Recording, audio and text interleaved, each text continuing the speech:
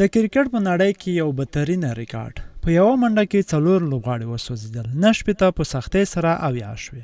نو چې افغانستان دغه ریکارډ څنګه جوړ کړ او ولې دومره بیکاره لوبه ترسره کړه، راځو دغه مطلب ته. خو مخکې له دې چې مطلب در وړاندې کړو، که هر چا زموږ یاران ټي یوټیوب چینل نه وي سبسکرایب کړی، په مهربانۍ سره سبسکرایب کړئ او باید یادونه وکړو چې دغه مطلب په yaran.com ویب سایټ کې راغلی دی چې زه تاسو ته وړاندې کوم. هسې هم افغان کرکټ لوبډله په پخواني حالت کې نه ده او لوبې خورا بې خونده شوي دي. دا چاره ډېره پورې په لوبډله کې په بې اتفاقۍ پورې تړلې بلل کېږي. ډېری افغان او نړیوال کرکټ شنونکي په دې باور دي چې لوبډله د زوال په لور روانه ده. افغان لوبډلې د نړیوال جام 3 لوبې په اسټرالیا، سرلینک او نیوزیلینډ بایللې وې. پرون د جون په 15 نیټه افغان لوبډلې د نړیوال جام خپله 4مه لوبه په کاردیف سیمه کې سویلي افریقا سره ترسره کړه.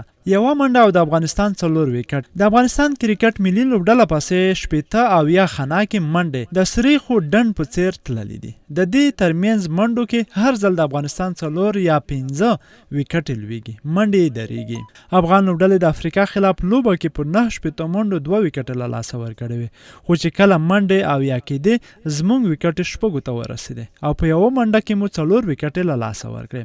حشمت الله شهیدي، ورپسې اصغر افغان، بیا ګلبدین نایب او محمد نبی اساخیل هغه لوبغاړي وو چې په پرله پسې ډول په یوه منډه وسوځېدل.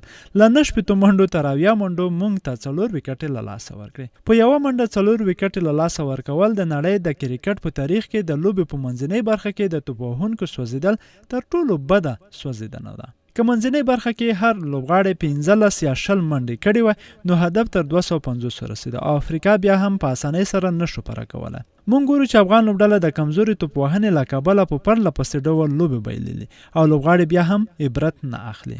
نو ډېره مننه ملګرو چې تر پایه سره پاتې شوئ. تر بیا ښې شېبې ښه وخت.